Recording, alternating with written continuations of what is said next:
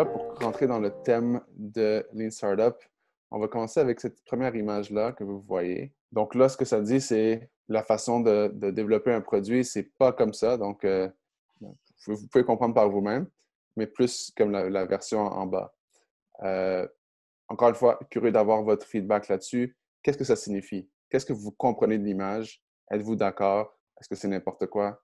Moi, je suis d'accord avec l'image parce que réellement, dès l'étape 1, on essaie de satisfaire le besoin qui est de se déplacer d'un point A à un point B. Mhm. Donc, on peut le faire autant avec une planche à roulettes qu'un vélo, qu'une voiture. Cependant, si on essaie trop de regarder un produit final, on va peut-être essayer de commencer par une composante A, une composante B, mais sans nécessairement satisfaire le besoin initial qui est de se déplacer. OK, très, très bon point. Donc, le point que tu apportes, c'est l'aspect de besoin. Et je pense que le but, c'est d'avoir des prototypes qui sont fonctionnels tout au long, de pas juste avoir un produit final qui marche, mais dès le début, d'avoir un produit qui est fonctionnel que les gens peuvent utiliser. À partir de là, faire des modifications pour l'améliorer jusqu'à la fin. Très bon point. Donc, l'aspect fonctionnalité, on a compris l'aspect besoin, l'aspect fonctionnalité. Si je fais un peu l'avocat du diable, puis quelqu'un pourrait dire, ouais, mais si on veut faire une voiture, mais qu'on partage un skateboard à notre client, il risque pas d'être surpris ou de ne pas comprendre ce qui se passe ou d'être déçu. C'est pas mieux que juste d'avoir une roue, déjà. En effet, déjà, c'est beaucoup mieux que d'avoir juste une roue. Donc, bref. On ne connaît pas la solution d'avance. On ne connaît pas la solution d'avance. Ça, c'est le point que je voulais entendre. Ça rejoint un des prémices du parcours. Ce qu'on a comme vision, c'est de créer un outil qui permet à l'utilisateur de se déplacer du point A au point B, comme on l'a mentionné. Mais ce qu'on ne sait pas vraiment, c'est quoi les détails entre la version 1 et la version 5 qui comptent vraiment pour le client. C'est à travers cette méthodologie-là, cette approche-là plus de Lean Startup, qu'on arrive à une voiture, donc la version 5, qui va avoir moins de défauts, qui va être plus optimisée, qui va répondre vraiment aux besoins du client. Donc, cette analogie-là du skateboard est très connue dans tout ce qui est Lean Startup, même qu'il y a des livres ou des articles qui parlent de la méthodologie skateboard, où est-ce que votre premier produit semble tellement loin de votre produit final parce que ça ressemble à un skateboard versus une auto. Donc, juste à garder ça en tête comme prémisse centrale. Maintenant, si on rentre carrément dans c'est quoi le Lean Startup, on en a parlé rapidement hier. Le but central et comment ça va se positionner dans votre parcours, c'est le focus sur l'expérimentation. Il y a quelques points centraux qui sortent de la méthodologie. En gros, le premier concept, c'est le MVP, qui est le Minimal Viable Product, ou en français, le produit minimal viable. Le concept de Validated Learning, donc d'apprentissage validé par l'expérience, et les boucles d'itération. Donc, sans rentrer dans tous les concepts du livre, parce que ce n'est pas ça un peu le but, c'est plutôt d'avoir un overview. Comme vous voyez à droite, le focus principal qu'on veut commencer avec, c'est le process, c'est le processus. Et ce qui est important à comprendre, c'est qu'au lieu de partir sur une vision très exacte de c'est quoi le blueprint, c'est quoi le design final du produit, on part d'une idée. Une idée qui est un peu plus brute, un peu plus fluide. On crée quelque chose, donc c'est là où est-ce qu'on a l'aspect build. On va voir comment on peut créer ce produit-là de façon MVP. Donc, on crée un produit, un service, une plateforme, une version vraiment préliminaire de notre besoin, de notre produit final. On le lance sur le marché avec un groupe de tests et on mesure. Le deuxième point, c'est le focus sur la mesure. Donc, ça rejoint un peu, encore une fois, l'aspect d'outils d'expérimentation. À cette étape-là, ce qu'on veut faire, c'est qu'on veut créer une liste de critères, de KPIs, de valeurs qu'on veut aller chercher avec le client. Ça peut être un niveau de performance, ça peut être un temps d'utilisation, ça peut être à quel point le client est satisfait. Il y a une infinité de façons qu'on peut mesurer le succès d'un produit, à quel point il fonctionne. Mais en gros, il faut qu'on mesure. C'est vraiment important. Puis, troisième étape, c'est avec tout ça, on apprend. L'étape de learning. Donc, on apprend quelque chose. Est-ce que le produit répond aux besoins? Est-ce qu'il y a des besoins qui n'ont même pas été identifiés, qui sont ressortis des tests? La clé, c'est vraiment de faire ce processus-là de façon itérative. Je ne sais pas si Organe ou Alexandre, vous avez des commentaires là-dessus ou vous voulez rajouter? Oui, bien écoute, je pense que c'est vraiment, encore une fois, au centre de la démarche. L'idée, je pense, quand je pense au skateboard aussi, quand on parle de l'idée, c'est peut-être dans ce cas-ci, c'est peut-être de réinventer le transport. Donc, c'est pas nécessaire. Des fois, il y a un peu une technologie qu'on a découvert, qu'on veut peut-être valider ou tester. Des fois aussi, dans le cas du skateboard, c'était peut-être de réinventer le transport. Donc, l'idée, elle est plus générale, elle est plus floue, elle est plus chaotique. Il faut être à l'aise avec cette incertitude-là. Puis là, le challenge, c'est d'avoir un produit qui est quand même capable de répondre aux besoins du client assez short term pour qu'on soit capable de faire ces observations-là. Donc, il y a un challenge là, au début à mettre ça sur pied. Très bon point. L'autre concept clé, il y en a plusieurs dans le livre. Encore une fois, on va mettre le focus sur la boucle et sur le concept de MVP qu'on va parler dans quelques slides.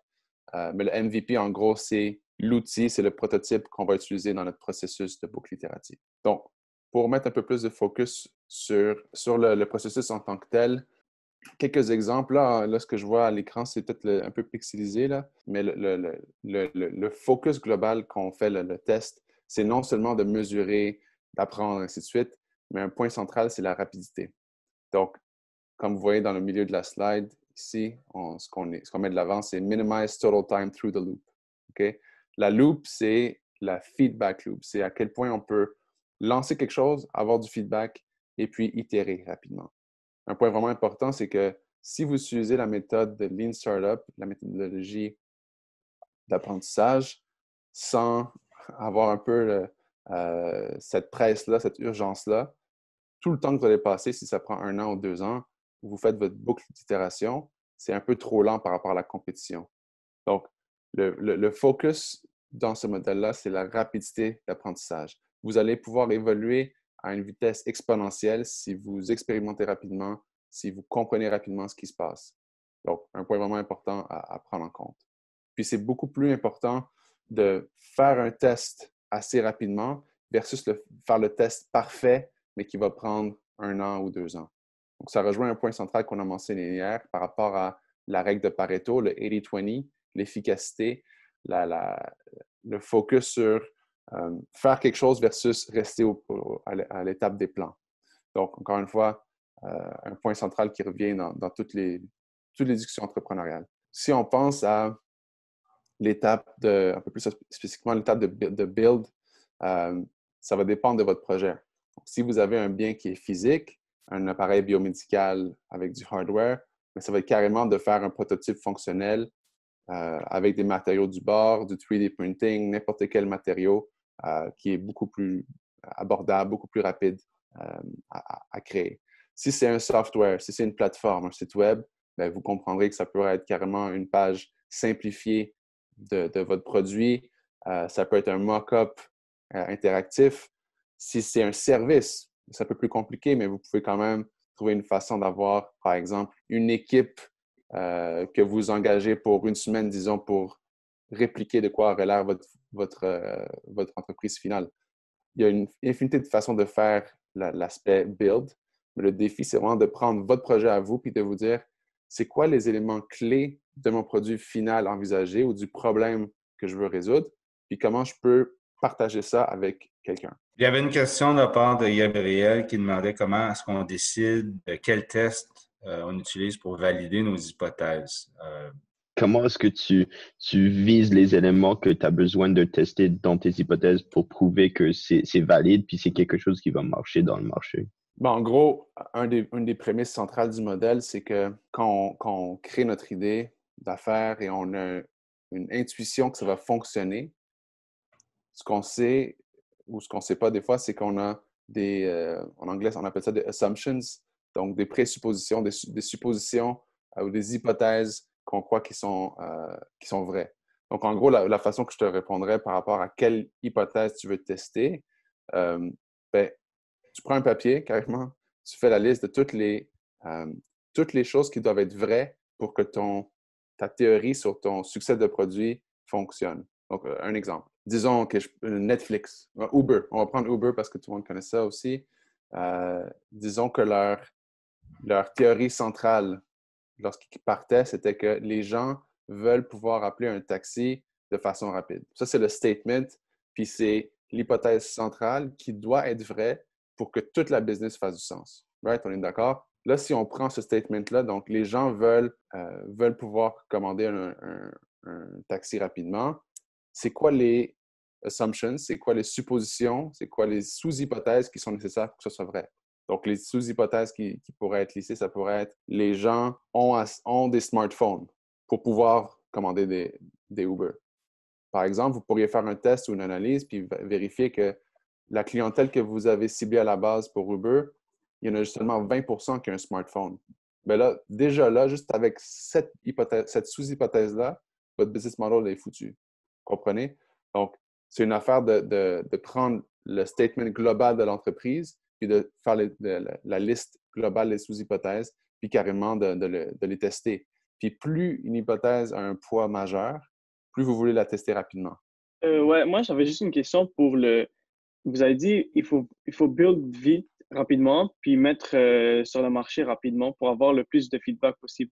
Mais Ouais. disons, si on parle d'un dispositif médical, ça, c'est plus ou moins le cas parce qu'on a besoin comme si on fait ça rapidement et là, on va chercher toutes les certifications nécessaires, mais probablement que s'il n'est pas fini, ça va prendre beaucoup plus de temps que si on aurait déjà passé un peu plus de temps pour le perfectionner, puis après aller chercher les certifications, puis à la fin, on le met sur le marché. Mais comment ça fonctionne? Comment Ouais, vous le voyez? c'est vraiment une excellente question, puis c'est central parce qu'il y a plusieurs projets biomédicaux là, dans la cohorte. Et pour être franc, le Lean Startup a été conçu typiquement pour tout ce qui est plus software dans les années 2000. Puis pour le volet biomédical, pharma, ainsi de suite, il y a une nuance à apporter qui est vraiment centrale, c'est l'aspect certification. Donc, tu as raison que c'est plus compliqué, mais il faut se rappeler qu'il y a plusieurs choses dans notre business model, dans notre plan d'affaires, dans notre idée d'affaires qui peuvent être testées sans des certifications. Par exemple, si je prends le UV lamp qui désinfecte des salles, oui, c'est certain qu'il va falloir avoir des protocoles de testing pour valider les chiffres, par exemple. Si vous dites que ça tue 99,7% des bactéries ou des virus, mais il faut que vous ayez des tests ISO pour ça. Ça, je comprends. Par contre, vous pouvez très facilement tester l'hypothèse que quelqu'un veut le produit. Donc, par exemple, en créant un site web, un landing page, en parlant à des gens dans des laboratoires, dans les hôpitaux, et en leur demandant, voici un prototype, tu montres un mock-up visuel sur 3D, peu importe, puis tu leur demandes juste leur feedback, est-ce qu'ils vont l'utiliser ou non. Ça, c'est une version un peu plus simplifiée, mais en gros, il ne faut pas s'attarder seulement sur l'aspect hardware ou fonctionnel du produit. Il y a différents aspects qui peuvent être testés. Mais pour répondre à ta question, parce que tout de même, il va falloir tester le produit avec des certifications, la réalité, c'est qu'il faut les suivre, right? Ces normes ISO et ainsi de suite. On ne peut pas les contourner. Donc, l'idée, c'est de prendre, encore une fois, ta liste de normes et de voir lesquelles sont les plus cruciales pour faire tel test ou tel test.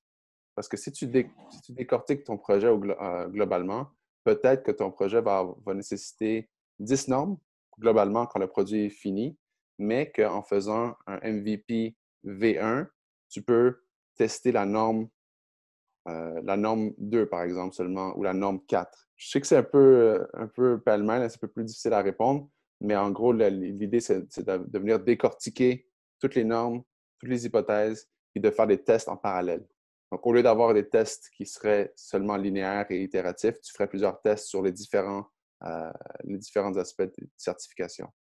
Oui, c'est pas évident. Puis aussi, la notion d'hypothèse, on va la revoir demain dans la question de la segmentation de marché, où est-ce qu'on va être capable pour pas cher, justement, d'abord, avant tout, faire un exercice de caractérisation puis de segmentation du marché. Puis le processus de développement des MVP, il se fait presque a posteriori, en tout cas, ou en parallèle. Donc, c'est vraiment il y a un exercice d'équilibre et d'itération qui se fait dans ce cas-ci. Il faut être très particulier là, puis spécifique à son secteur d'activité. Donc, effectivement, les gens qui sont en biomédical, Il y a des cycles un peu plus longs, il y a beaucoup plus de certifications, comme Paul l'a expliqué. Puis, il faut trouver peut-être des brèches, des petites craques dans le système des fois parce qu'il y a des espaces où on peut tester, valider, avoir des accès à des espaces d'expérimentation. Donc, mais il y a un challenge là, effectivement. C'est des excellents points, puis ça m'a fait rappeler un autre dernier point par rapport à ça. Quand on parle de build and launch, donc de créer puis de lancer sur le marché, ça ne veut pas nécessairement dire qu'on veut lancer avec toute notre clientèle. Même au contraire, on veut un nombre restreint de personnes qui font des tests de façon volontaire. Donc, dans un contexte biomédical, ça peut être de travailler avec une équipe dans un labo, dans un hôpital spécifique, puis de leur dire, évidemment, tu leur dis, on ne peut pas faire des tests sur des patients, mais on peut tester tel ou tel aspect. On peut faire tout ce qui est consent form, donc des formulaires de consentement. Dans tout ce qui est médical, des protocoles divers sont souvent signés par les patients ou autres pour faire des tests. Donc, mais tout ça pour dire que c'est plus complexe. Il ne faut pas le nier, c'est un peu plus complexe. Puis j'ajouterais juste sur les hypothèses aussi. Puis je pense que dans le groupe, il y en a quelques-uns déjà qui ont des hypothèses. Puis je vais identifier des gens. Je pense à Sarah qui ont une hypothèse qui sont capables de faire une meilleure marchette. Je pense à Antoine qui est capable de desservir mieux les propriétaires d'immeubles. Donc, ça, déjà, c'est une hypothèse qui est très générale. Je pense au skateboard. Peut-être l'idée du skateboard, c'est qu'on pouvait servir mieux le transport c'est un skateboard électrique qui est devenu une voiture électrique. Donc, une façon de poser des grandes hypothèses à l'égard du marché, puis à l'égard des besoins du marché. Puis, c'est important de se mettre dans ce processus-là, dans cette position-là. Donc, puis après ça, on est capable de shaver ça, on est capable de le réduire puis d'arriver à des éléments un petit peu plus spécifiques au niveau des bénéfices puis des caractéristiques, puis faire ce lien-là entre les caractéristiques du produit puis les bénéfices recherchés. Moi, j'ai une petite intervention parce que les marchettes, on doit avoir des subventions de la RAMQ, mais pour faire parallèle un peu comme le biomédical, nous, on a trouvé peut-être une passe-passe qui nous ferait en sorte qu'on ait les certifications de la RAMQ plus facilement. C'est avec, il y a plusieurs profs de la poly, là, comme nous, c'est Maxime Raison, qui est associé au CHU de Sainte-Justine, que lui, il a déjà fait ça à des étudiants. Là, il y a des ergothérapeutes qui peuvent déjà certifier les marchettes ou tout autre sans passer par la RAMQ. C'est excellent comme feedback. C'est exactement le genre d'anecdote ou de stratégie qui peut inspirer les autres. Là. Puis je pense que l'idée, c'est que vous rapportez toujours les concepts à votre propre projet, puis vous dites comment on peut trouver cette craque-là, comme Alex l'a dit. Donc, c'est vraiment très, très pertinent. Deuxième concept clé dans la boucle d'itération, c'est la mesure. Encore une fois, ça va dépendre de votre projet. Vous allez pouvoir mesurer la performance, le taux d'adoption. Donc, aussi simplement de savoir est-ce que le client va utiliser ou non le produit. Ça peut être le métrique de base le plus simple à mesurer. Ça peut être au niveau du partage du produit avec d'autres personnes. Si vous pensez à des plateformes comme Facebook ou autres, la valeur de la plateforme ou la valeur de l'idée dépend grandement du nombre de personnes qui vont adopter l'idée en tant que telle. C'est ce qu'on appelle l'effet de réseau. Donc, pour les plateformes ou pour les idées qui sont basées sur un network, il faut savoir à quel point notre idée va être virale, par exemple. Quelques points par rapport à la mesure qui sont importantes, c'est, mais même un des points les plus importants, c'est avant que vous fassiez la mesure, il faut que vous ayez identifié à l'avance c'est quoi les mesures de succès et d'échec. Par exemple, si vous lancez un produit et vous voulez un taux, vous voulez économiser le temps d'utilisation de 30%, c'est votre cible, il faut que vous ayez cette cible-là très clairement identifiée avant que vous lancez le produit. Parce que qu'est-ce qui peut se passer, c'est que vous faites votre test, vous avez des résultats, ça tombe à 23,4%. Puis là, vous n'êtes pas certain, est-ce que c'est bon, est-ce que c'est pas bon? Puis votre volonté en tant qu'entrepreneur, c'est que le projet avance, right? Donc, vous allez peut-être être biaisé à croire que le test que vous avez fait a bien fonctionné, tandis que réellement, si vous n'avez pas 30%, ce n'est pas vraiment une cible intéressante. Donc, encore une fois, le point important, c'est de bien catégoriser, de bien clarifier c'est quoi nos attentes par rapport au test. Comme ça, on minimise l'aspect du biais psychologique. Pour ceux qui ont des MVP, C'est quoi votre plan de mesure? Moi, j'ai fait pour un projet de stationnement, comment bien gérer le stationnement au centre-ville de Montréal. Ouais. J'ai fait comme un sondage sur Facebook. Et comme j'ai eu comme plus que 150 participants, puis ils ont validé l'idée effectivement. Donc, d'après ce sondage, comme je sais que ce besoin existe. Donc, c'est à travers les réseaux sociaux, effectivement. Ça, c'est un excellent point. Surtout depuis 10-15 ans, tout ce qui est réseaux sociaux, c'est très puissant pour avoir du feedback. Surtout pour la phase de validation de l'intérêt du marché. Après ça, quand on rentre dans la phase de est-ce que les gens vont l'utiliser, c'est une autre game complètement. Mais déjà, c'est un peu la porte numéro 1. C'est la confirmation numéro 1 qu'on peut avancer ou qu'on a quelque chose d'intéressant. C'est un bon exemple. Exactement. Puis ça a rapport avec les hypothèses qu'on a parlé tantôt, c'est que est-ce que les gens veulent réserver leur place à l'avance? Okay, c'est ça, c'est l'hypothèse spécifique. Est-ce que vous l'avez mis dans la question, c'est ça? Exactement, c'est ça. Est-ce que c'est une bonne idée de réserver sa place à l'avance? Puis ils ont confirmé que c'est oui. Partir au centre-ville comme pendant le week-end, tu vois, tu sais pas est-ce que tu vas trouver une place ou non, donc c'est bien de le savoir avant de sortir de chez toi. Parfait, ouais. Puis c'est une belle distinction parce que c'est pas seulement une question de savoir est-ce que vous voulez une application qui vous aide pour le stationnement, c'est la question spécifique, est-ce que vous voulez prévoir votre place à l'avance? C'est le genre d'hypothèse qu'on pourrait tester. Mais nous, c'est un peu difficile d'avoir un produit minimum viable. En fait, on travaille là-dessus parce que c'est une boisson. Pour ceux qui se rappellent de mon pitch de vente d'hier, c'est une boisson. Donc, tu vois, contrairement à un produit mécanique ou peu importe, c'est rare que tu donnes, par exemple, un petit peu d'eau avec de la terre dedans, puis tu dis, voici mon produit minimum viable, goûte, dis-moi si c'est bon. C'est sûr que ça va être décevant parce qu'une recette, c'est justement ce qui fait que, justement ce qui fait que c'est difficile, c'est que Coca-Cola, si elle a réussi, c'est que sa recette, elle a été itérée. Ouais. Donc, le produit minimum viable, c'est la recette, mais en moins bon. C'est un peu difficile pour ça. Fait que les hypothèses qu'on poserait plus pour les premières analyses ou la première étude de Lean Startup à faire, ce serait plus en termes d'hypothèses, justement, c'est-à-dire, est-ce que vous pensez que votre manière de subvenir à vos nutriments essentiels est ennuyante ou n'est pas naturelle pour vous? Les comprimés que vous prenez actuellement pour les vitamines B12, pour le fer, pour le calcium, est-ce que c'est quelque chose qui vous déplaît ou qui vous plaît? Ce serait ce genre de questions-là qu'on poserait initialement aux végétaliens et aux végétariens. OK, super intéressant. Je peux un peu témoigner de ça parce que ma startup, c'est dans l'alimentaire. C'est pas pour les humains, c'est pour les chiens, donc c'est un autre défi. Mais quand même, j'ai appliqué la méthode d'une startup dans mon cas, puis je connais beaucoup d'entrepreneurs alimentaires qui l'ont fait aussi. Donc, je fais un peu de pushback sur ce que tu as dit, malgré que je comprends ta réalité. Je pense que c'est définitivement une bonne idée de venir apporter l'aspect théorique puis de demander à l'avance. Mais il y a une façon de faire des MVP. Par exemple, dans notre cas, ça a été de faire un packaging vraiment rudimentaire avec un label fait à l'ordinateur puis imprimé. C'était vraiment laid. Okay? C'était pas beau.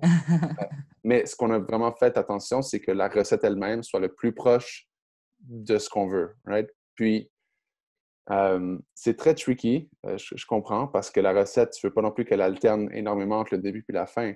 Mais un point vraiment à comprendre dans le processus, c'est que tes premiers clients, tes early adopters, les gens qui vont faire des tests, ils savent ça. Right? Tu ne vas pas lancer le produit sur le marché, puis après 2 semaines, dire « Attends, 2 secondes, je le reprends, puis je te renvoie une recette. » C'est pas ça la game. C'est des gens qui savent et qui veulent voir le produit évoluer. Donc, on a fait ça des dizaines de fois, une dizaine de fois depuis l'entreprise, puis ça fonctionne bien. Donc, concrètement, ce qu'on fait, c'est on a des testeurs à la maison, on a une liste de 300 testeurs à la maison, puis à chaque fois qu'on veut lancer un nouveau produit, donc une gâterie, une nourriture, n'importe quoi, avec un ingrédient qui est spécial, donc la protéine d'insecte ou quoi, puis qu'on veut voir à quel point les chiens, les propriétaires, surtout les chiens, comment ils apprécient ça, on envoie un formulaire, on envoie le produit par la poste, puis on leur demande leur feedback. On fait des appels entrevues avec eux aussi pour savoir à quel point le produit a été accepté ou non. Donc, il y a une façon de le faire au niveau alimentaire. Donc, on n'est pas obligé d'évaluer directement la recette, par exemple, pour ce qui est de la boisson. On peut évaluer qu'est-ce qui gravite autour de la recette, le packaging, la manière dont c'est présenté. OK, parfait. Merci beaucoup. Ben, j'allais rajouter, c'est effectivement, puis encore une fois, c'est là le challenge, c'est si ton MVP, ça coûte très cher à développer, donc par précaution, essayer de valider l'opportunité dans le marché, la place pour un nouveau produit. Comme tu as en tête, Massy, ça pourrait être, je pense que c'est la bonne façon à faire dans un esprit bootstrap, justement. Toujours dans l'esprit de sortir le moins de cash possible de ses poches, d'avoir accès à de l'information qui nous permet de valider. Moi, j'aurais peut-être une référence là en termes de lecture. Il y a un gars qui s'appelle Giff Constable, qui a écrit un livre qui s'appelle Talking to Customers, qui est assez court d'ailleurs. Lui, il utilise une méthode avec, il y a 3 approches. Donc, c'est marcher dans les souliers du client. Donc, se mettre en position d'aller acheter une boisson. Comment ça se passe? Donc, ils vivent, observer les clients et poser des questions aux clients potentiels. Donc, puis au niveau de poser des questions, il faut être très prudent. Donc, au niveau des hypothèses, tu sais, quand tu dis, t'aimerais-tu ça avoir une boisson vitaminée? Ah oui, tout le monde va dire que ça va être cool, tu sais, mais c'est-à-dire, c'est plutôt d'essayer de poser des questions sur comment ils consomment, qu'est-ce qu'ils recherchent dans leur boisson quand ils boivent pas de l'eau, qu'est-ce qu'ils boivent en général, c'est quoi leurs habitudes. Donc, c'est comme ça, je pense que tu vas être capable de sortir la bonne information. Mais si tu leur dis, est-ce que ça vous intéresserait d'avoir une nouvelle eau vitaminée, la plupart du monde vont dire, ah oui, c'est cool, c'est intéressant. Donc, il ne faut pas trop penser que les clients vont te donner une réponse si tu penses qu'ils vont confirmer ton hypothèse, là, puis c'est trop facile pour eux de le faire, c'est pas une bonne chose, c'est pas à ton avantage, à mon avis. C'est un excellent point. Je vois une nouvelle question, je crois. Où est-ce qu'on a déjà répondu? Si on est incertain du marché, est-ce qu'il est mieux d'attendre avant de créer un MVP ou créer un plus général pour présenter quelque chose? Non, si on est incertain du marché, au fait, on peut tester ça aussi. Ça fait partie des hypothèses qu'on veut tester. Donc, on pourrait avoir le produit A répliqué 2 fois, produit A, marché 1, marché 2, puis de juste de voir à quel point, dans tel contexte ou tel contexte, le produit est adopté ou apprécié. Donc, au fait, le marché fait partie aussi des choses qu'on veut valider. Puis Jean a posé une question sur quand tu parlais des testeurs, ouais. Quand vous l'envoyez au client? Est-ce qu'on leur vend ou on leur donne gratuitement? Quand c'est early, donc quand c'est vraiment au début du processus, on a tendance à donner. Okay? Parce qu'on leur demande aussi du temps de nous appeler, de nous parler, ainsi de suite. Puis on va valider. Mais dans ce cas-là, on sait qu'on valide surtout l'aspect performance du produit. Donc, est-ce que le chien a apprécié ou non, l'apparence, la digestion, le comportement, les bienfaits, peu importe. L'aspect plus performance. Par contre, dès qu'on a une idée que ça va bien fonctionner, on fait payer le client. Puis c'est vraiment important de faire payer le client avec un produit qui est beaucoup plus final, là, bien sûr. Un packaging, ça ressemble à un produit final. Parce que c'est vraiment lorsqu'on demande à un client de payer quelque chose qu'on va voir s'il va vraiment le faire. Right? C'est une chose de se dire, est-ce que tu aimes ce produit-là, mais est-ce que tu vas le payer pour ce produit à chaque semaine ou à chaque mois? C'est ça. C'est un autre très bon point. Tu ne veux pas donner des produits gratuits non-stop parce que les gens vont consommer certainement plus facilement qu'en réalité. Le troisième point, c'est au niveau du learning. Donc, ça rejoint la méthodologie qu'on veut utiliser pour apprendre. Ça peut être, comme je l'ai mentionné, de faire un test qu'on appelle un split test, où est-ce qu'on prend un marché A, un marché B, ou un produit A, produit B, puis qu'on le teste, puis qu'on les compare. Ça peut être au niveau des customer interviews, donc des entrevues avec les clients, pour comprendre plus l'aspect qualitatif qu'on n'a pas pu mesurer avant. Ça, c'est un point vraiment important, je pense très central. Quand vous pensez à votre MVP, puis à votre produit, puis à comprendre le marché, ne vous limitez pas seulement à tout ce qui est quantifiable. Il y a une grosse partie de la richesse qui vient de l'aspect qualitatif, qui vient un peu de tout ce qui est imprévu, des besoins qui ressortent en utilisant le produit. Il y a plusieurs hypothèses que vous allez avoir qui vont être bonnes, qui vont être validées ou non validées. Mais il y a plusieurs hypothèses que vous ne savez même pas qui sont des paramètres à valider. Les clients vont prendre votre produit et vont l'utiliser de la façon qu'ils veulent selon leur habitude. Puis il y a des questions, il y a des idées qui vont ressortir de ça. Good. Donc là, je vais avancer sur les slides juste pour garder le temps. Donc, juste pour résumer ce qu'on vient de dire, on pense à une nouvelle idée au tout début. Donc, une idée, c'est un potentiel, c'est une direction générale. On crée des hypothèses ou une hypothèse. On crée un produit minimal viable. Ça peut être un service, une page web, peu importe qu'on peut tester. Donc, on teste le produit, on valide ou non les hypothèses. on mesure, on apprend, donc c'est le validated learning, et on pivot. Un point central, un point important à comprendre dans tout ce qui est Lean Startup, c'est le concept du pivot qu'on va voir dans quelques slides. En gros, un pivot, c'est une variation mineure ou majeure par rapport à notre direction générale pour atteindre notre but. Vous comprenez l'idée? On fait la boucle ici autant de fois qu'on a besoin pour arriver à une validation qui est ferme et qui est robuste. J'avais juste une petite question. Oui. Donc, la boucle, c'est build, measure, learn. Mais il n'y avait pas quelque chose où il fallait le faire au sens l'inverse, où il faut commencer comme, ça se peut que je me trompe, mais est-ce que l'ordre que tu fais les étapes, c'est vraiment tu build, tu measure, tu learn, ou est-ce qu'il y a d'autres façons d'organiser l'ordre des choses que tu fais pour valider tes hypothèses? Très, très bonne question. Comme tous les modèles, c'est imprécis. Donc, au fait, ça se peut que tu sois en train de faire une job XY puis que tu learn quelque chose, puis que ça te fasse commencer ton itération à ça, puis que tu build, puis que tu repartes. Il n'y a pas de bonne façon de le faire. Typiquement, ça va plutôt être, tu as une idée, un potentiel, tu crées quelque chose, puis tu pars la boucle.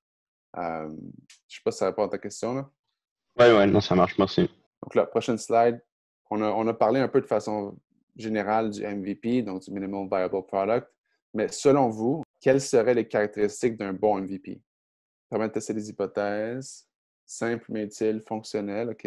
Fonctionnel pour le besoin, fonctionnel, OK, good. Si vous mettez dans la peau du client, peu coûteux, très laid, oui, j'aime ça. Pas très dispendieux, répond aux besoins de base. OK, je vois quand même des bons points. L'aspect sécuritaire aussi, qui est important, différent, correct esthétiquement. OK, bon point, bon point. Donc, il y a un peu une dichotomie entre correct esthétiquement et très laid. Donc, ça, je suis curieux de voir vos réflexions là-dessus. Attrayant pour le client. OK, donc vous avez quand même des très bonnes réflexions. Voyons voir qu'est-ce que la théorie dit par rapport à ça. Donc, pour résumer tout ce que vous avez dit, qui étaient tous des très bons points, j'ai entendu l'aspect de fonctionnalité, l'aspect de répondre à un besoin, l'aspect peu coûteux, ainsi de suite. En effet, il y a une multitude de choses qui peuvent être faites, là, mais le point le plus important, c'est qu'on ne veut pas seulement faire un prototype fonctionnel au niveau technique. Ce n'est pas ça qu'on veut tester. On veut tester à quel point le client va prendre le produit et va pouvoir l'utiliser. Donc, c'est les usability, c'est à quel point ça réplique de façon un peu minimale tout le processus du produit. Donc, c'est pour ça qu'on met en dichotomie ces deux pyramides-là. Souvent, le piège, c'est que, comme vous voyez à gauche, on regarde seulement les fonctions de base qui sont implémentées dans le MVP, mais on oublie de penser à tout ce qui est l'aspect usefulness, donc à quel point c'est utile, l'aspect design, donc ça a été mentionné, l'aspect esthétique, ça compte, l'aspect delivery, donc à quel point ça livre la marchandise, ça livre un besoin. Le défi, encore une fois, surtout pour un profil très ingénieur, c'est de tomber dans un mode où est-ce qu'on fait seulement l'aspect technique. Donc, vraiment important d'avoir, admettons, ces 4 volets-là qui sont centrales là. Donc, la façon de penser à tous toutes ces stades de la pyramide, c'est de s'imaginer le client utiliser votre service et votre produit et de se dire, bon, ça va ressembler à quoi? Alex en a parlé, il faut se mettre dans la peau du client pour comprendre ça va ressembler à quoi une journée avec le produit. Puis c'est là qu'on va se dire, OK, quels éléments doivent être testés. Maintenant, si on regarde un peu plus d'un point de vue concret, comment qu'on fait un MVP, comment qu'on teste, ça ressemble à quoi? On en a parlé un peu rapidement, mais les plus classiques, ça peut être le numéro 1, l'explication vidéo. Donc, sûrement que vous voyez des centaines de genres d'annonces dans ce genre-là, ou est-ce que vous tombez sur Facebook, ou sur le web, ou sur Google, ou sur n'importe quel genre de plateforme, ou est-ce que vous avez une explication, soit une BD, soit avec des vraies images, d'un produit ou d'un service.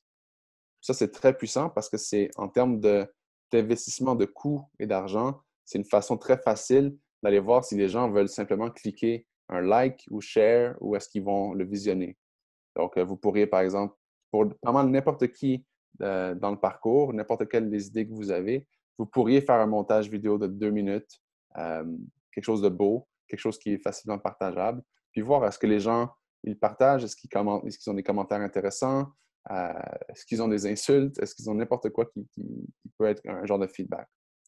Le numéro 2, c'est le landing page. Ça ressemble un peu à la vidéo, mais c'est une version vraiment beaucoup plus simple encore. C'est une page web simplifiée de votre entreprise. Donc, vous pourriez, par exemple, imaginer tous les onglets de votre page web, les produits, l'histoire, la valeur ajoutée,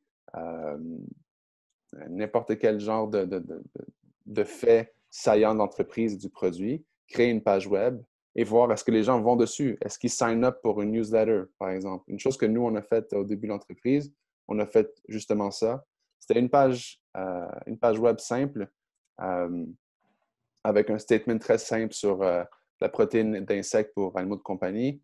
Puis on disait, on parlait un peu des produits à venir, puis on mettait une petite case où on disait « Sign up if you want to learn more ». Donc, écrivez votre email si vous voulez être à l'affût des développements. Puis juste avec ça, on a eu des centaines de clients.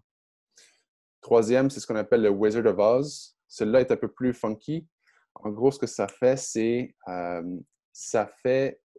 l'entreprise fait semblant d'avoir un processus automatisé pour livrer une marchandise ou un service, mais en réalité, il le fait manuellement. Okay, donc, l'exemple le plus classique, c'est Zappos. Pour ceux qui ne connaissent pas, c'est une compagnie de vente de souliers en ligne. Puis, au tout début de la startup, l'hypothèse, c'était que les gens veulent acheter des souliers en ligne. Donc, ça, admettons, c'est dans les années 2000, début 2000. Donc, ce que le fondateur a fait, j'ai oublié son nom, mais il est allé dans un magasin physique de souliers. Il a pris des photos des souliers. Il les a mis sur son site web. Il a dit aux clients qu'il y a un service de livraison de souliers en ligne. Puis, il a vu les commandes rentrer tranquillement. Première commande, OK, cool, il y a quelqu'un qui veut les souliers. Il va au magasin, il achète le soulier lui-même avec sa propre argent, puis il le vend au client à perte. OK? Puis ainsi de suite, ainsi de suite. Après un certain nombre de commandes, des dizaines de commandes, centaines de commandes, il a réalisé que ça fonctionne, puis il a mis en place le vrai processus d'automatisation de l'entreprise. Donc, ils ont eu un entrepôt et ils ont pu créer le vrai site web qui fonctionne. Donc, le truc avec le Wizard of Oz, c'est très puissant, c'est tu fais semblant d'avoir quelque chose, tu prends du feedback, puis manuellement, tu gères le service jusqu'à temps que tu as un tipping point où est-ce que tu sais que ça va fonctionner, puis tu transfères au modèle réel. Le concierge MVP, ça ressemble un peu, mais c'est simplement le fait d'être vraiment très, très proche de ton client, puis encore une fois, d'avoir une approche très terrain. Donc, de prendre un nombre très limité de clients, puis de l'écouter de façon approfondie, de comprendre tous ses besoins, de le suivre, de faire des entrevues avec lui, et ainsi de suite. Numéro 5, qui est très, très connu, c'est le sociofinancement. Il y a des multiples startups qui ont levé des millions de dollars avant d'avoir même un produit avec les plateformes comme Kickstarter. Quand vous y pensez, c'est un peu un mix entre l'explication vidéo, le landing page, le Wizard of Oz même. Donc, surtout les 1 et 2, c'est très, très puissant comme méthodologie. Donc, ça, c'est un peu les types classiques des MVP, mais c'est pas complet comme liste. Moi, je suis curieux d'entendre, est-ce que vous en connaissez d'autres ou est-ce que vous avez d'autres idées? Oui, Paul, je voudrais savoir, tu as dit tantôt, dans le modèle MVP, il y a tous les paramètres qui entrent en jeu, pas seulement le côté fonctionnalité, mais il y a un peu du design et tout et tout. Mais lorsque tu prenais ton exemple, il me semble, tu as juste scanné imprimer un document, coller, c'était laid et tu allais proposer. Je voulais un peu comprendre, je voulais un peu bien comprendre cela. Ouais. Ben, au fait, peut-être que je me suis mal exprimé, mais en gros, si on comprend un peu ce que je fais, notre entreprise, on fait des produits pour animaux de compagnie à base de protéines alternatives, donc les insectes. Et donc, ça ressemble à la fin, le produit final qu'on avait envisagé, c'est un sac, un stand-up pouch en plastique avec un branding beau et des produits dedans alimentaires, ainsi de suite. Donc, ce qu'on a fait comme version numéro 1, c'est un sac de plastique simple, laid. Au lieu d'avoir du branding détaillé sur tout le plastique, on a juste imprimé une étiquette et on l'a mis dessus. Puis, on avait des croquettes, on avait de la nourriture dans le sac. Donc, on avait tous les aspects qui allaient ressembler au produit fini, mais de façon simplifiée. Donc, c'est pas juste l'aspect fonctionnel. On avait un peu de branding, on avait un peu de fonctionnalité avec le sac, on avait ainsi de suite. Il y avait une autre question, c'est ça?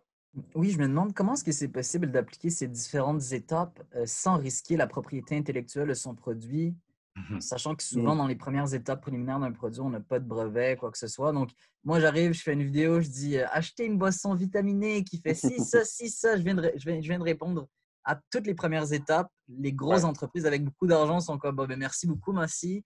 Ça va nous faire plaisir de prendre ton idée. On le met sur le marché. Nous, on a l'investissement nécessaire, tout ça. C'est un peu décevant, c'est un peu risqué. C'est quoi votre opinion là-dessus? Excellente question. C'est une crainte très, très typique des entrepreneurs. Mais un point central à comprendre, c'est qu'il y a une immense différence entre les idées et l'exécution. Le nombre de grosses entreprises qui vont regarder une entreprise naissante ou même à peine naissante et vont les copier, je te jure que c'est extrêmement faible. Ça peut arriver, ça se peut que tu trouves des histoires là-dessus, mais tu as beaucoup plus à perdre à attendre de partager ton idée et de le lancer trop tard que de lancer quelque chose, d'avoir du hype, d'avoir des commentaires, d'itérer, puis d'avoir des clients.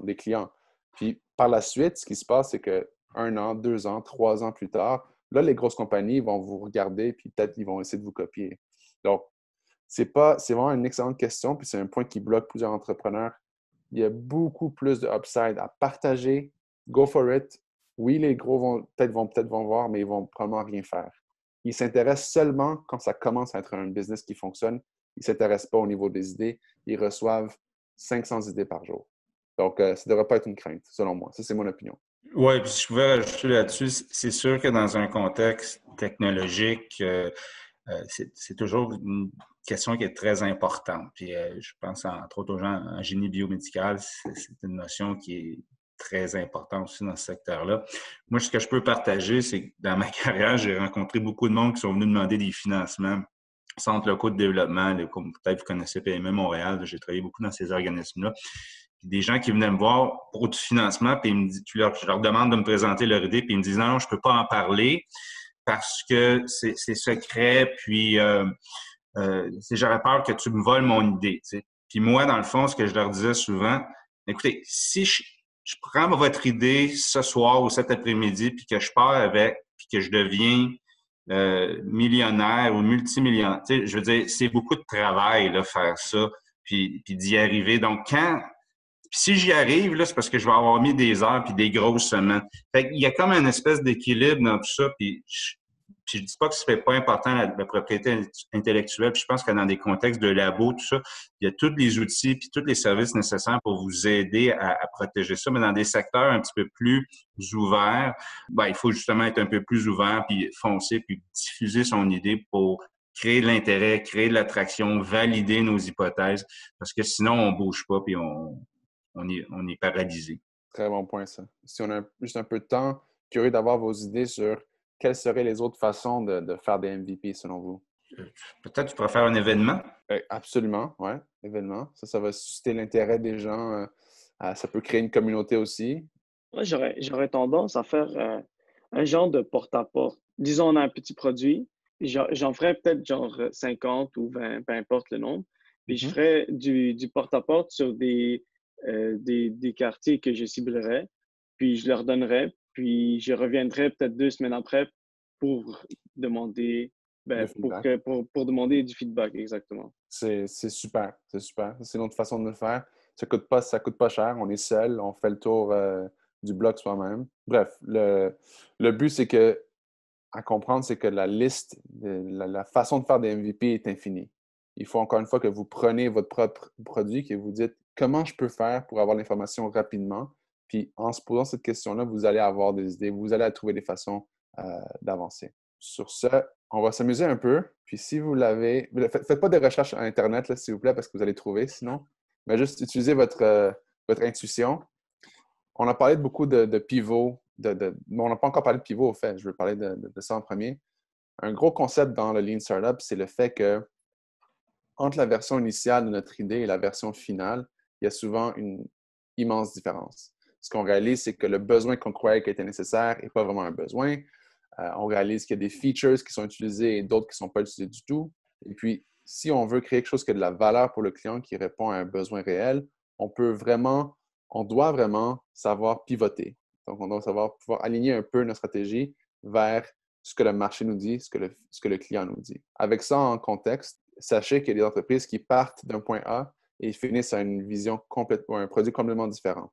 Et ça, c'est des exemples que je vais vous montrer ici. Pour la première compagnie, c'est la compagnie Odeo. Donc, c'est une plateforme de partage de podcasts. Ce que je peux vous dire par rapport à ça, c'est que la compagnie n'existe plus et elle s'est transformée en quelque chose d'autre en 2020 qui est complètement différent. Selon vous, c'est quoi la compagnie derrière Odeo? De l'enregistrement musical, faire de la musique chez soi. OK. Un site de rencontre. Si vous l'avez, c'est incroyable maintenant. YouTube, il y a quelqu'un qui l'a eu. Julien Filion, il l'a eu. Twitter.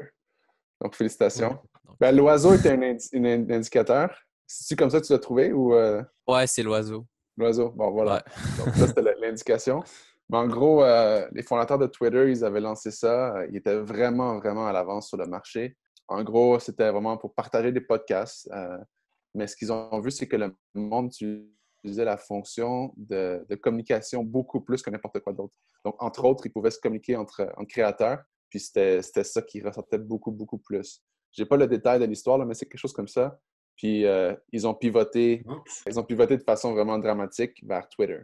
Puis le deuxième, j'ai bloqué le logo. Vous voyez que ça ressemble à c'est un site de dating. C'est un dating app. Donc, on met c'est quoi notre sexe, notre âge, ainsi de suite. Tinder, WebEx, Spotify, Facebook. Ah, on l'a eu. Ouais, c'est YouTube. Donc, celle-là, c'est un peu plus logique à voir, mais quand même, vous voyez que le delta, la différence entre la version initiale et la version finale est incroyable. Donc, pour cette histoire-là, j'ai un peu moins de contexte, là, donc je ne vais pas dire n'importe quoi. Ben, évidemment que ça doit avoir rapport avec les vidéos. Donc, je ne sais pas c'était quoi. Est-ce que les gens partageaient des vidéos ou quoi? Je ne sais pas comment ça a évolué, mais pour vous dire que les pivots peuvent être majeurs entre la version initiale et la version finale. Quelques autres idées ou quelques autres exemples de pivots majeurs. Là, c'est un focus sur le web. Bien sûr que pour le biomédical et autres, c'est différent. Là. Puis l'ampleur du pivot peut être un peu moindre, mais vous pouvez voir Twitter, Groupon, Facebook, donc qui était aussi une affaire pour tout ce qui était comme du rating de visage à la base. Donc, plusieurs exemples qui ont pivoté énormément. Un autre point que je voulais faire avant, est-ce que vous avez des exemples de ça? Est-ce que vous avez des exemples de pivots que vous connaissez, que vous voulez partager? Ça peut être des pivots en général ou même je serais vraiment intéressé de savoir si vous connaissez des entreprises plus, pour ceux qui sont en biomed, qui ont pivoté davantage. Il y a Kinova, vous avez dit hier. Kinova, c'est un très bon exemple. Donc, ils ont pivoté sur plusieurs champs. Donc, ils ont toujours gardé le core de leur bras robotique comme le produit central, mais maintenant, ils sont rendus des experts en tout ce qui est Industrie 4.0, donc automatisation des lignes de production, ainsi de suite, qui n'était pas prévu à la base. Donc, c'est un pivot partiel avec un core de produit qui est resté. Très bon exemple. Mais des fois, c'est pas un pivot, mais c'est une filiale qui se crée à partir d'un nouveau besoin sur le marché. Tu sais. Un exemple que j'ai, c'est une production québécoise qui s'appelle Attraction Images, qui font des productions. Ils ont produit Les Parents, ils ont produit plusieurs émissions québécoises. Quand ils ont vu qu'il y avait un marché sur Internet qui commençait à grandir, bien, ils ont comme lancé une filiale de gestion sur Internet qui s'appelle le Slingshot. C'est toutes des entreprises qui sont montréalaises. Mais souvent, au lieu de tout changer ta compagnie, malgré que la télévision perd tranquillement du marché, bien, tu regardes quelle plateforme fonctionne puis tu décides de lancer quelque chose. C'est une excellente nuance. Ce n'est pas une affaire de toujours pivoter à 100%. Aussi pour comme la compagnie Stelia, c'est affilié avec Airbus. Bah, c'est comme Airbus prenait le marché comme marché de bombardier, mais Airbus reste pour les grands avions et Stelia pour les avions d'affaires. OK. Donc, Stelia appartient à Airbus, mais ils ne font pas la même chose. C'est un bon exemple aussi. Je connais l'exemple, un bon exemple, c'est l'histoire de l'entreprise Hilti qui vend des équipements industriels donc c'est de haut niveau. Puis au lieu de les vendre à des contracteurs, des menuisiers, ils ont switché le modèle d'affaires puis ils sont devenus des je sais pas si on peut appeler ça un pivot, en tout cas, mais ils sont mis à les louer. Donc, c'est comme si tu avais un forfait, ta perceuse, elle brise, on vient t'en livrer une en dedans de 1 heure et demie, quelque chose comme ça. Donc, au lieu d'acheter et de maintenir un parc d'outils, un coffre à outils, ben là, on t'offre le service, puis on répond à tous tes besoins. Donc, si tu as besoin d'un autre type d'outil, ils vont venir te le porter. Donc, c'est une autre façon d'aborder la relation avec le client, puis c'est peut-être aussi une façon de faire perdurer les rentrées de fonds pour l'entreprise au lieu que ce soit un achat one-shot, mais c'est des recurring revenues qui reviennent mois après mois ou année après année. C'est un excellent point. Le pivot peut être au niveau du revenue stream, de comment que l'argent rentre, puis la relation avec le client, et pas seulement avec le produit en tant que tel. Quelques petites leçons pour finaliser la philosophie Lean Startup. Premièrement, le focus, c'est vraiment le validated learning, donc l'apprentissage validé par l'expérience versus lire des rapports, des études de marché, ainsi de suite. Pas que c'est pas important de faire des études de marché puis de lire des gros rapports industriels puis des tendances globales. C'est important de le faire. Ça nous guide de façon globale sur notre vision. Et c'est vraiment quand on parle aux clients, qu'on teste une hypothèse spécifique et qu'on a une réponse, qu'on est certain qu'on peut aller de l'avant ou qu'on est plus convaincu qu'on peut aller de l'avant. Donc, c'est vraiment, vraiment important dans votre approche. Numéro 2, c'est l'aspect de rapidité. Comme je l'ai mentionné, la force du Lean Startup, c'est que c'est léger, c'est rapide, c'est flexible. Il faut appliquer un certain niveau d'urgence dans notre approche. Bien sûr, en faisant bien les choses puis en respectant les règles, en respectant les certifications, que c'est un défi particulier pour les projets biomédicaux, par exemple, mais la rapidité compte pour beaucoup. Troisième point, c'est l'aspect de feedback loop. Donc, ça a l'air évident, là. L'aspect itératif, on l'a mentionné beaucoup, donc de commencer avec une idée, de tester, de valider, de tester, de valider, ainsi de suite. Mais pour qu'on ait une feedback loop qui fonctionne bien, il faut qu'on ait du feedback. Donc ça, c'est vraiment un point important. Il y a plusieurs entrepreneurs qui vont faire un produit, le lancer, puis de façon un peu pêle-mêle ou intuitive, ils vont l'itérer, ils ne sont pas satisfaits, mais ce n'est pas ça le but. Il faut qu'à chaque fois qu'on reprend le produit puis qu'on le reparte, on a eu un feedback clair de façon quantitative ou qualitative et les deux. Puis finalement, le gros point dans tout ça, à travers un peu le compas central de la réflexion, c'est on veut résoudre un problème chez le client. On veut apporter de la valeur. Et ça explique pourquoi, des fois, entre la version initiale et la version finale, c'est complètement différent. Parce qu'on croyait qu'on avait un besoin à répondre, on avait un problème qu'on voulait résoudre, mais ce n'est pas vraiment un problème à résoudre. On apprend quelque chose du client, on s'adapte et puis on crée quelque chose de vraiment nouveau, mais qui a une valeur. Donc, par rapport à ça, on va en parler plus dans le Business Model Canva, tout ce qui est valeur, value add, et ainsi de suite. Mais en gros, c'est un peu ça, la philosophie Lean Startup, l'overview dans 1 heure. Donc voilà pour ça. Est-ce qu'il y a des questions finales, commentaires? Moi, j'aurais peut-être une question par rapport au MVP, juste pour être certain. Tout à l'heure, quand on parlait d'explication vidéo, landing page, Wizard of OZ, toutes ces choses-là, ça, c'était des listes vraiment de sortes de MVP. Est-ce qu'on peut voir? OK. C'est juste pour clarifier. Et si tu permets, c'est des MVP, mais on est quasiment déjà en train d'approcher ou d'aborder la mise en marché. Puis, dans le fond, on veut générer de l'attraction. Hein? Donc, le landing page, il faut qu'il attire des gens. Est-ce que tu as une petite campagne de médias sociaux qui complète ça? Donc, on est déjà tout de suite dans comment susciter ces avis-là, ces opinions-là sur notre produit pour générer de l'intérêt. Déjà, on commence à avoir une relation avec un marché potentiel aussi. S'il n'y a pas d'autres questions, d'autres points, je vous laisse la place.